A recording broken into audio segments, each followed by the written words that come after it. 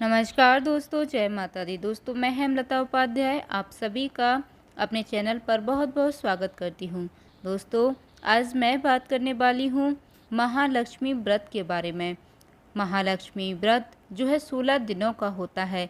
16 दिनों का यह महालक्ष्मी व्रत कब से शुरू हो रहा है, महालक्ष्मी व्रत में कैसे पूजा की जाती है, महालक्ष्मी व्रत का समापन कैसे होगा, इस दौरान क्या क्या करना चाहिए, कैसे पूजा करनी चाहिए, किन चीज़ों की हमें आवश्यकता होती है, पूजा करने का शुभ मुहूर्त क्या है, क्या करें क्या ना करें, सारी संपूर्ण जान आज आप इस वीडियो के माध्यम से प्राप्त करेंगे। तो चलिए वीडियो को शुरू करते हैं। क्या और कैसे करना है, सारी चीज़ों को जान लेते हैं। तो देखिए दोस्तों, हर साल की तरह इस वर्ष यानी कि 2024 में भाद्रपद मास के शुक्ल पक्ष की अष्टमी तिथि से शुरू हो चुका है गज लक्ष्मी व्रत। 16 दिनों तक चलता है।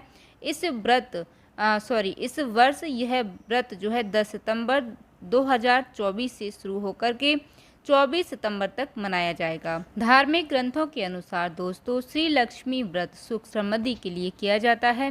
भाद्रपद मास के शुक्ल पक्ष की अष्टमी तिथि से प्रारंभ यह गज लक्ष्मी व्रत का समापन अश्विन कृष्ण अष्टमी यानी कि श्राद्ध पक्ष की अष्टमी पर पूर्ण होता है।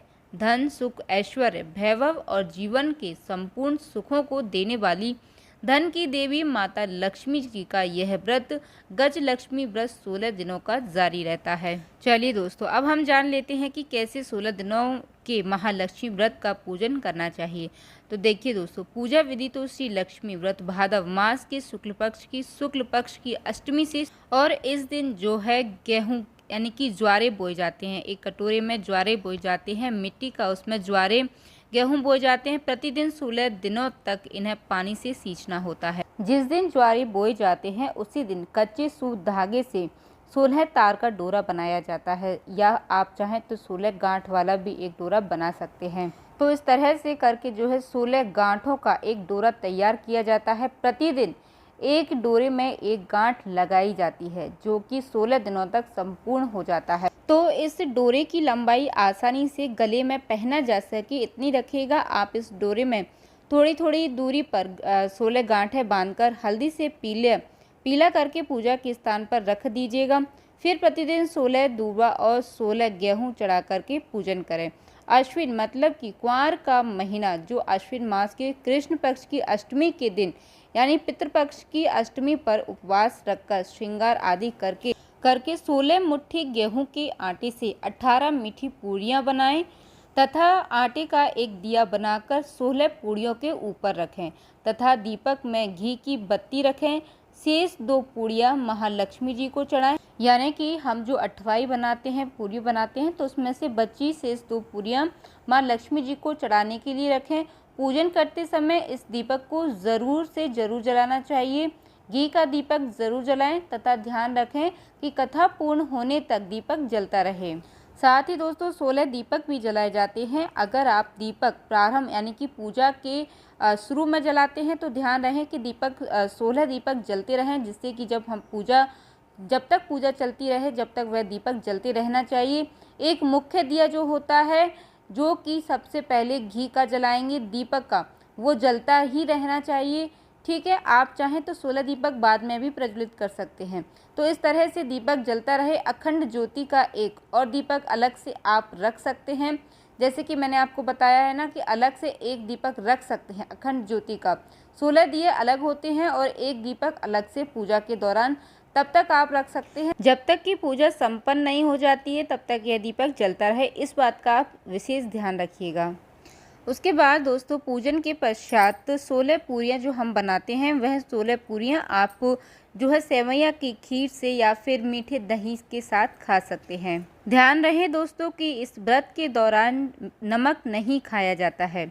और जब हम पूजा करते हैं तो ध्यान रहे कि आप मिट्टी का हाथी बनाएं, या फिर मार्केट में भी मिल जाता है, आप वहाँ से भी लेकर आ सकते हैं। आप बना भी सकते हैं, कुम्हार के यहाँ से ला भी सकते हैं, जिस पर महालक्ष्मी जी की मूर्ति बैठी हो, माँ लक्ष्मी जी विराजमान हो। जिस स्थान पर दोस्तों आप पूजा कर रहे हैं उस स्थान को आप अच्छे से लीप लीजिएगा, साफ कर लीजिएगा और उस पर एक चौक बना लीजिएगा। आप चाहें तो रंगोली भी बना सकते हैं। चौकी लगा लीजिएगा। लाल वस्त्र बिछा करके आप उस पर जो आप हाथी लेकर आए हैं जिस पर माता लक्ष्मी जी विराजमान है उन्हें वहाँ पर रख दीजिएगा। उसके बाद एक तांबे का कलश लीजिएगा, कलश भर के वहाँ पर आपको रख देना है। कलश की स्थापना ज़रूर करनी है। उसके बाद आपको एक थाली में रोली, गुलाल, अबीर, अक्षत, लाल धागा, मेहंदी, हल्दी, टीका, जो भी सारी पूजा की सामग्री हैं वह सब कुछ आपको रख लेना है। लौंग, इलायची, बादाम, पान, गोल सुपारी, बिछिया, वस्त्र, फूल, धूप, अगरबत्ती, श्रृंगार का सारी सामग्री, मौसमी फल, आप अपने सामर्थ्य के अनुसार यह सारी चीज़ों को व्यवस्थित करके रख लीजिएगा। माता लक्ष्मी जी को सुहाग की सामग्री ज़रूर चढ़ाई जाती है। उनके लिए एक छोटी सी चुनरी आप लेकर आइएगा, चुनरी पहनाइएगा, सुहाग की सामग्री उनको चढ़ाइएगा। देखिए दोस्तों, अगर संभव हो सके तो आज कमल का फूल ज़रूर लेकर आइए और माता लक्ष्मी जी को समर्पित कीजिएगा। उसके बाद दोस्तों, जो भी आपने ज्वारे बोए हैं और 16 तार वाला जो डोरा आपने बनाया था 16 गांठ लगा करके, वह भी आपको पूजा में रख लेना है। और हाँ दोस्तों, जिसके यहाँ ज्वारे नहीं बोए जाते हैं वह ना बोएं, जिसके यहाँ यह परंपरा है वह इस तरीके से कर सकते हैं। एक चीज़ और मैं आपको बताना चाहूँगी दोस्तों कि जैसा कि मैंने आपको बताया था कि 16 पूड़ियाँ, 16 मुट्ठी की पूड़ियाँ आपको 16 बनानी होती हैं।